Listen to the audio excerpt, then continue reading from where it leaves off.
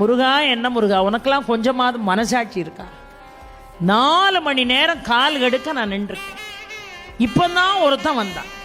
அவனை கூட்டிட்டு ஒருத்தன் போய் தரிசனத்தை காட்டுறதுக்கு உன் முன்னாடி கொண்டு வந்து நிறுத்தியிருக்கான். சில பேர் 1000 ரூபா டிக்கெட்டுங்கிறான், சில பேர் 500 ரூபா டிக்கெட்டுங்கிறான். இந்த டிக்கெட் எடுத்த பய ஊரை முன்னாடி நிற்கான்.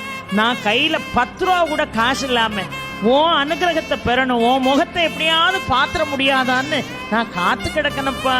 என்னை பார்க்காம இவர்களெல்லாம் நீ முன்வரிசையில் விட்டா நீ இங்க இருக்கியா இல்லையா அப்படின்னு.